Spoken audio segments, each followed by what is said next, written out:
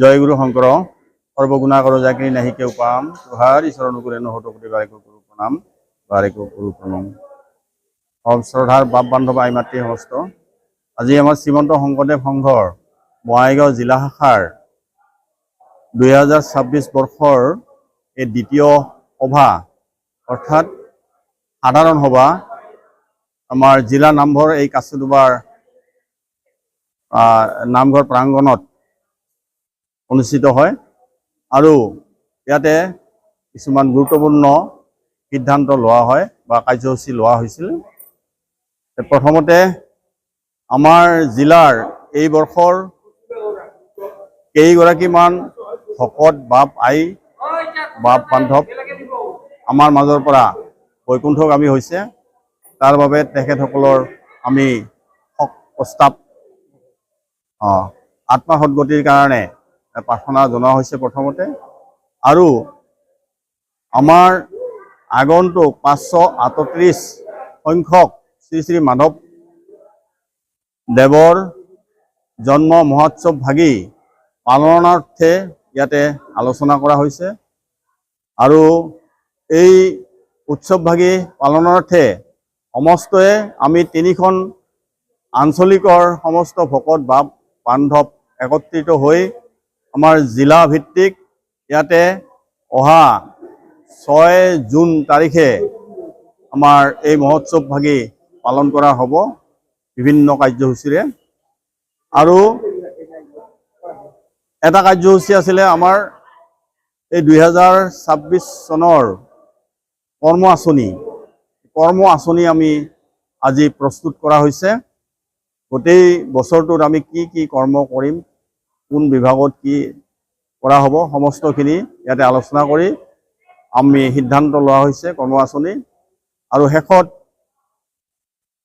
আমাৰ মূলৰ ফালৰ পৰা কেন্দ্ৰীয় শিশু আই মাতৃ কল্যাণ সমিতিৰ মাণ্ডলিক সভা আমাৰ বঙাইগাঁও জিলা শাখাৰ আতিথ্যত ইয়াতে অনুষ্ঠিত হ'ব আৰু সেই সভাখন অহা 5 জুন তাৰিখ, যি তাৰিখত বিশ্ব পৰিৱেশ দিৱস, এই বিশ্ব পাৰিপাৰ্শ্বিক দিৱসৰ লগত সংগতি ৰাখি এই সভাখন আমাৰ জিলা নামঘৰৰ এই পবিত্ৰ নামঘৰ প্ৰাংগণতে অনুষ্ঠিত কৰা হ'ব বুলি আজি আমি সিদ্ধান্ত কৰা হৈছে।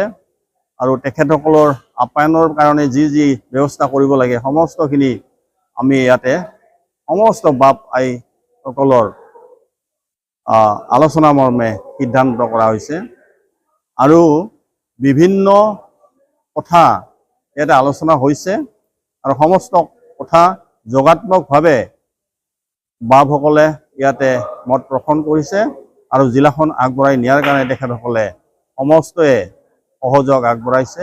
তাৰ কাৰণে আমি শ্ৰীমন্ত শংকৰদেৱ সংঘৰ বঙাইগাঁও জিলা শাখাৰ সমস্ত বাপ বান্ধৱ আই মাতৃ সমস্ত প্ৰাথমিক শাখাৰ বাপ বান্ধৱ, আঞ্চলিক শাখাৰ বাপ বান্ধৱ সমস্তকে আমি সেৱা নিবেদন কৰিছোঁ।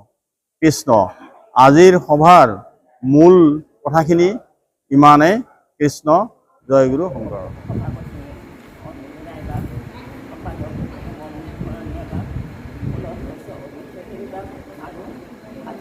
উপস্থিত থকা বিভিন্ন আঞ্চলিকৰ পৰা সম্পাদককে লক্ষ্য কৰি আমাৰ ভগৱান বান্ধৱ আৰু কৃষ্ণ আমি আমাৰ মাণ্ডলিক বিষয়ে কথা কওঁ যে যোৱা বছৰৰ আমাৰ বঙাইগাঁও এখন মাণ্ডলিক সভা দিয়াৰ কাৰণে আমাৰ সম্পাদিকা আয়ে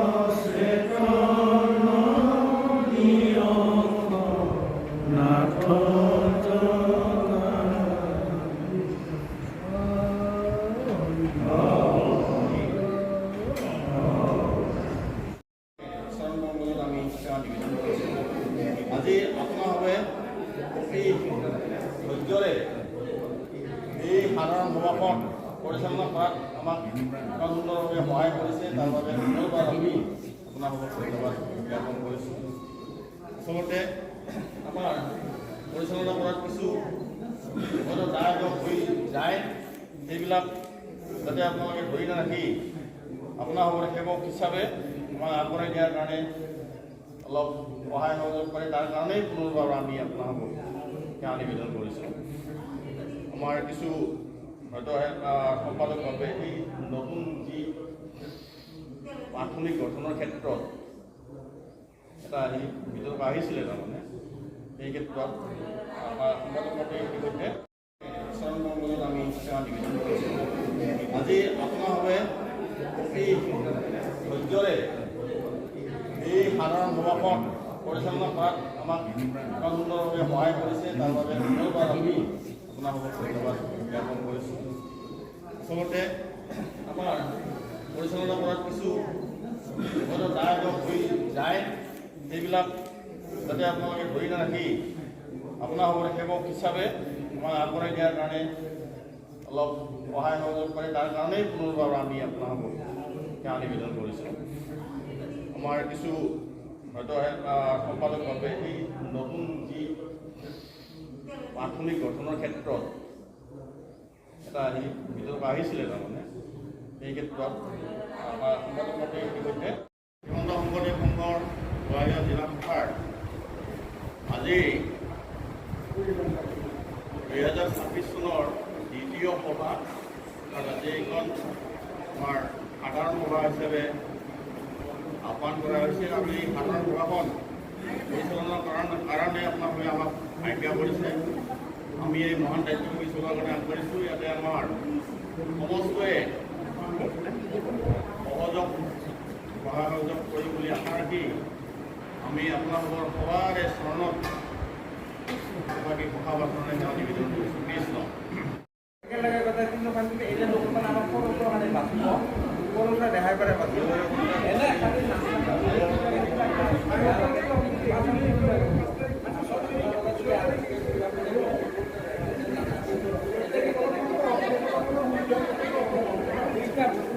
আমাক সুবিধা দেখায় ভুলে করছে এটা ভুলে আগত আছিল নিয়ম কি 1 তারিখে আমার হব এক সপ্তাহ পাছত আমার এক সপ্তাহ টাইম থাকে ওর এক সপ্তাহ পাছত আমার জিলাই করে জিলাই তাৰপাছতহে মূলৰ পায় কিবা মূলে একদম আগত কৰিছে আমাৰ ৰাস্তাকে পদ্ধতি ইমান সম্ভৱ নহয়। গতিকে আমি মোৰ মোটামুটিটা যে আমি তিনিখন আঞ্চলিকে জিলাতে আমাৰ